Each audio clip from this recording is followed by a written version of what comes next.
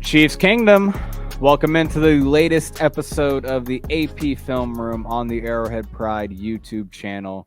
Appreciate you watching. We do this as a weekly show. We did not do this last week with the DeMar Hamlin stuff going on.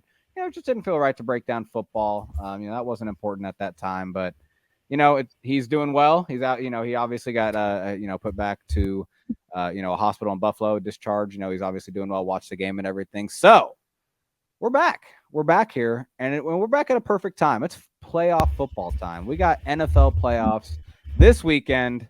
Got a wild card round, which the Chiefs will not be a part of, right? Because they are bye week. They got the divisional round looking ahead to, so they'll be hanging out at home watching some games. But we're going to be breaking down some Chiefs football today, getting ready for those games, getting ready for the playoffs. I'm excited, guys. I'm Ron Kopp Jr., lead analyst at Arrowhead Pride. With me, as always, Caleb James and Nate Christensen, two great film analysts for the site. Hey, I talked about, football coming up this weekend. Caleb, I'll start with you. How you feeling? How you doing? And, give us a little quick prediction, maybe Jaguars Chargers, the likely kind of the winner goes to Arrowhead following week, right? What do you got? I'm doing absolutely fantastic today. I love it when the Chiefs kind of play these late season Saturday games because it kind of gives you all Sunday to unfold and unwind and see what happens. Yes. Or in our case, we got to see the Jags win that division, and now they're going against the Chiefs' divisional rival, the Chargers. It's going to be an interesting game. You got two young ascending quarterbacks. That's going to be the headline that they look into. Obviously, I think we're kind of, we think very highly that Cincinnati and Buffalo are going to win and end up playing each other. But kind of keen in on that matchup. You've got Herbert, you've got Lawrence. Taking a look at it, though, I think a couple of guys who could be X factors in that game. Travis Etienne is one that comes to mind. The Chargers have struggled at times this year to stop the run game, and Etienne has kind of started to pick it up. I think if that's going to be, if there was a way they were going to win, I think that he's going to end up having to play a large role in that, even though Trevor Lawrence has gotten a lot better. And we know the Chargers kind of some baffling decisions this week with letting their starters run out there and play a game in which they are already locked into their playoff spot. Mike Williams left the game with an injury. We're not really sure what's happening there. I think the Chargers are going to win this game, even though it's on the road. I think the spread, they've got it like at a point, and it's basically going to be a pick 'em. That Jacksonville home crowd, if you watched the game Saturday, they were loud. That can easily play a factor this time of year in the playoffs.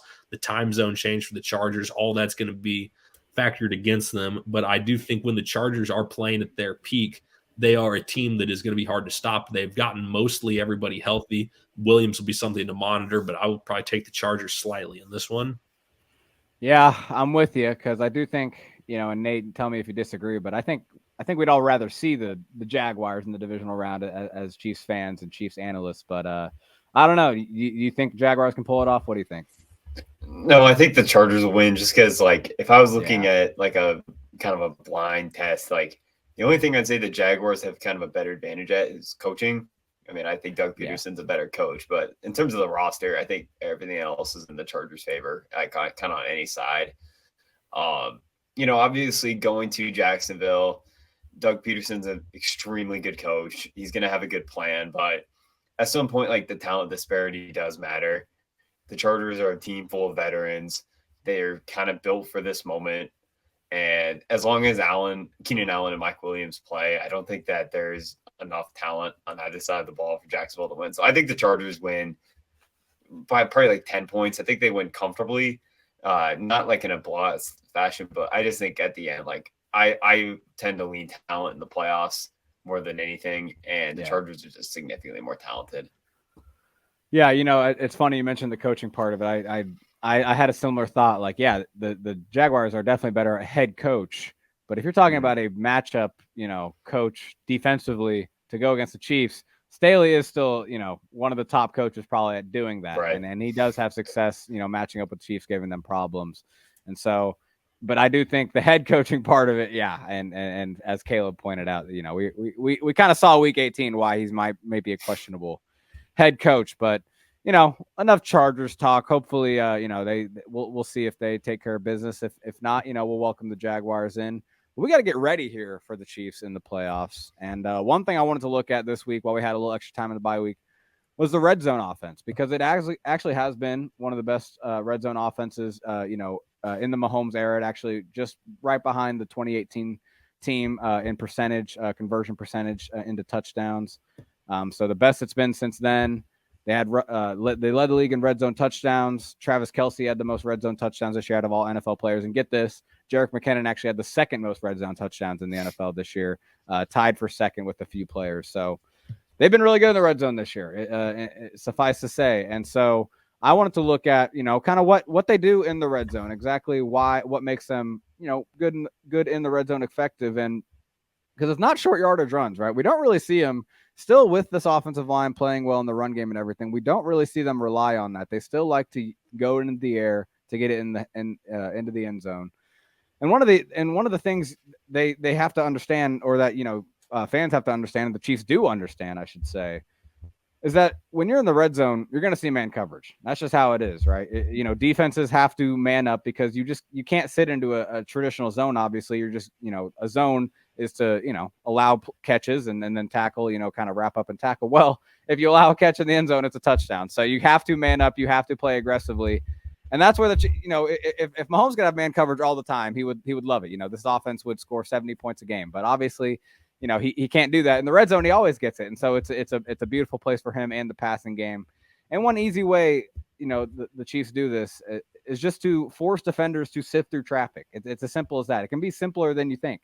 Force defenders to run across the field and run through three guys running at him. And this is a great example here in the Bengals game.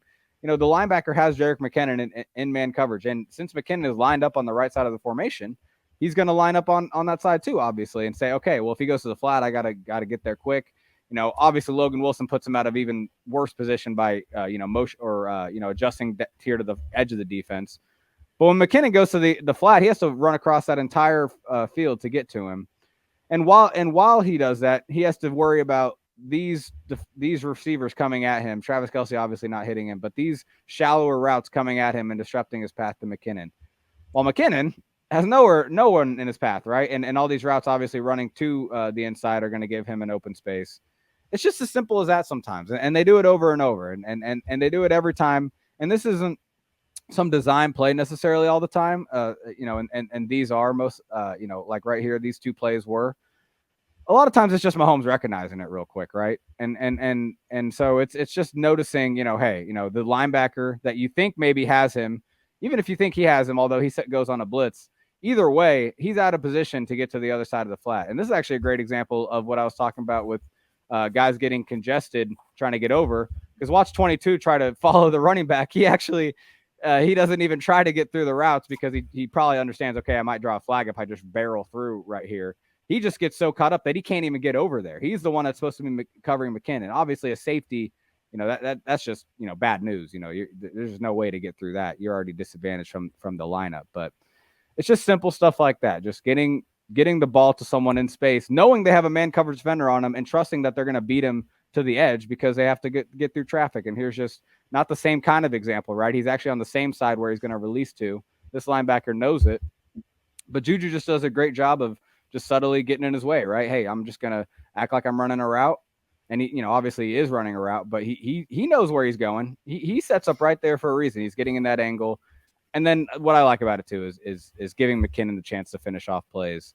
That is one part of that I think, especially against like a team like the Bengals, Mahomes does need to, do a little more at times, is just get your guys the ball in space and let them, get the line to gain up for a first down or just score. And so that's one part of this, right? But in man coverage too, you also have, you create, not just running back routes, right? There's other ways to take advantage of man coverage. And there's also, we have crossing routes. Mahomes and the Chiefs offense loves to do crossing routes in the end zone. Get guys, again, running across the field, right? Forcing defenders to kind of get congested in the middle of the field. And you pop out with an open guy at the other side. So here it's Jody Fortson, but what they do it really well by setting up the defense to obviously slide this way because McCole Hardman's coming on the jet sweep motion. They come roaring this way, and the Fortson crosser's coming back the other way. But what they like to do, and you'll see it on the other clip too, is have this guy, the tight end from the original side, come on a crosser and kind of just try to disrupt that guy's path. Whoever's covering that deeper crosser. Try to get in the way so Fortson can create enough space and get to the other side. So they'll do that quite a bit with the tight ends. They'll do it from the 12 and 13 personnel, get them crossing out of play action and, whatever they got to do. And this one's actually funny because Jonathan Abram here, I'll highlight him here for you. He just gets completely lost. I think he's supposed to be covering Travis Kelce here because as you can see, no one goes with Kelce and he's just wide open. Abram just goes to the flat, covering absolutely nobody. But it's just the misdirection. That's what the Chiefs want to do. They want to create misdirection, however way, whether it's a play action, jet sweep, and then they go back the other way with the crossing routes. It's a similar thing with what, you saw with the McKinnon plays, getting guys, going across the field one side to the other. And I say McKinnon because he has been such a big red zone weapon. But the snow globe play, which I know, Caleb, you're going to look at too, is just kind of a precursor to the things he can do in the red zone. Because we've seen it earlier this year, them go to a direct snap play with him in the red zone. And he is a college quarterback. He did play college quarterback. He played at a triple option, under center triple option school. He knows how to run these read options, man. He knows how to, ride the mesh. He knows how to really make defenders commit.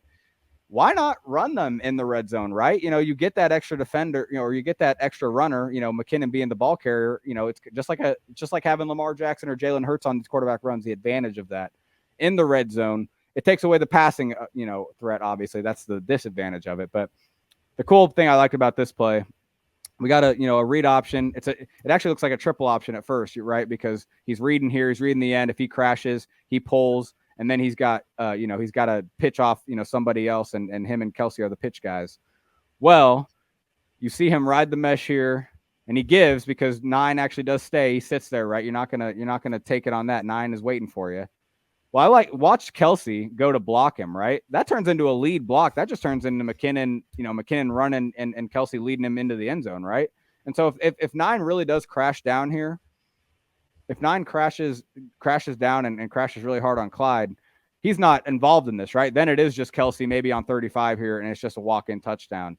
These are the kind of things they can do with McKinnon in the red zone, and Andy probably trusts him quite a bit with these snaps, right? This is a really clean read option play, right? It's a clean handoff and everything. So I don't know. You don't have Clyde anymore, right? You have to do that with Pacheco, and maybe that's where maybe some of the hesitation comes in at all, maybe, in terms of the mesh part of it. He's a rookie, that they don't run a lot of read option kind of stuff. But I don't know, just some red zone stuff that I wanted to look at and kind of just show that, they got a lot of different things they can do. It doesn't just involve, lining up behind Trey Smith and Creed Humphrey and pounding the rock. They don't really do that, honestly. They probably could do it more. They probably could afford to do that more. I wouldn't mind. But they're doing just fine with getting it done in the air and all that. So, yeah, I know, Nate, you're talking defense, but before you get to your topic, any red zone thoughts you have after all that? Yeah, Andy loves his horizontal stretch in the red zone. Right. Whether that's crossing routes, whether it's those running back plays. That's the play he's loved for years. He's ran it with so many different running backs. Just it's hard when you're out leveraged as a linebacker to then also run through a ton of crap, and especially versus a fast running back. And even like those shovel passes, those are horizontal stretches because your offensive line is moving horizontally. So all the misdirection, all of that is to create that horizontal stretch that the Chiefs are just so good at. Yes, sir. Well, Nate, why don't you take it away? We're going to talk some defense here. Flip it up to the other side. Sure. Yeah, I wrote this week about the Chiefs' kind of improved safety play lately, especially these past 3 weeks. It's definitely been noticeable on film, particularly in terms of the Chiefs are now the last 3 weeks they've called a lot more things. I guess they're not just calling spot drop cover 2. They're not just blitzing. They're kind of blending in things. They're rotating more. And I was curious as to why. And honestly, I think part of it is just improved safety play and trust. First year, we kind of have Justin Reed in man coverage. Lately, we've been talking about L'Jarius Sneed's been traveling with wide receivers more recently. Trent McDuffie's in the slot. Well, if you're going to do that, your entire defensive back room has to be able to move around in different spots. And that's particularly an issue versus tight ends. But the Chiefs have been having Justin Reed line up against tight ends recently. And he's been really good at it. I'll just kind of run through some clips here. Right here, number 2 in the bunch is the tight end, and he's just going to run with him. I think this is on a slot fade. I'll show one clip in particular, but it's also like when the Chiefs are kind of like isolated, or a tight end is isolated versus Justin Reed. He's been very good at that as well. Let me find the clip here. Here we go. So it's a 3-by-1. The Chiefs are going to kind of play one double. So they're going to double Devontae Adams, who's number 3 here. And they're just going to isolate Darren Waller and Justin Reed. And this is just a man coverage tell for an offense. So Josh McDaniels, Jared Stidham, they decide we're just going to throw a fade. Let's see how well you do against it. He does a really good job here, just turning and running with it, kind of getting physical throughout the stem. And I don't have like the zoomed in angle, but he kind of just works through the hands, making it incomplete. I'll run through this clip real quick. This is more like off coverage, but he's still kind of going to deal with Waller here. Waller's kind of running the corner, just sticking with him, pushing him out of bounds. Reed has good size. He has good length. He's pretty fluid as an athlete overall, but he's able to kind of get physical at the catch point. And I made the comparison that like in my article that like the Chiefs have not had a safety that can cover tight end since 2016 Eric Berry. It's kind of been a problem for them because like even Tyrann Mathieu at his best doesn't have the size to really deal with tight ends. Right. So I think that's kind of just an added piece to like Justin Reed being a good player. Juan Thornhill, though, also playing very well lately. It's nothing specific they're doing with him. He's just playing better lately.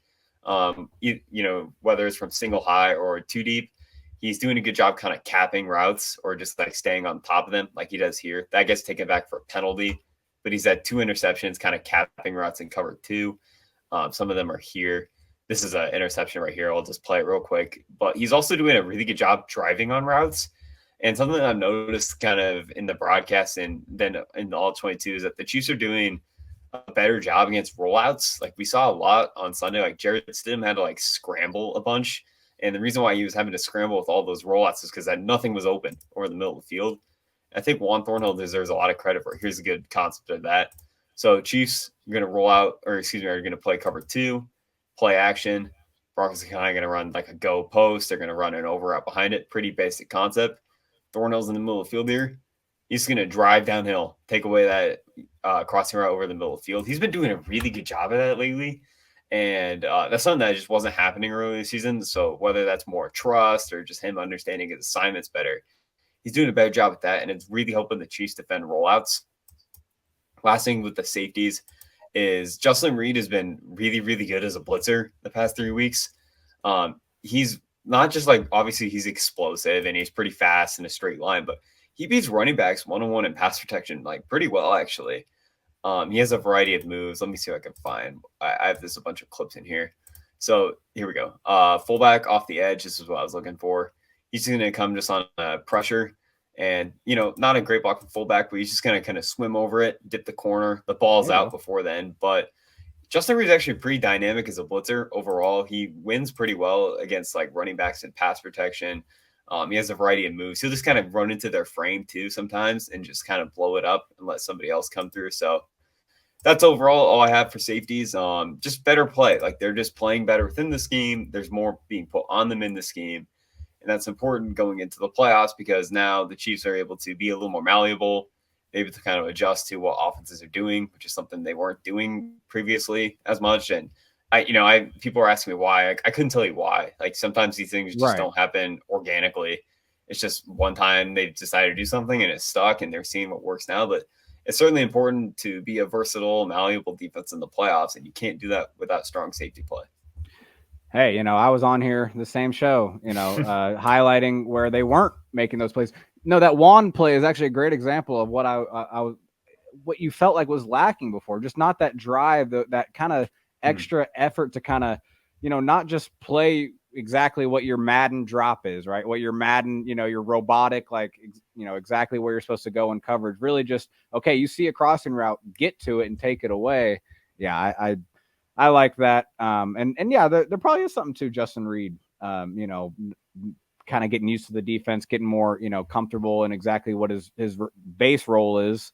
Maybe as the season goes, he's been asked to do more and he's getting more comfortable being a playmaker. Sure seems like it. Those pass rush clips were cool or were good. He did look comfortable, Caleb. You got any safety takes before you take away the mic for back to the offense?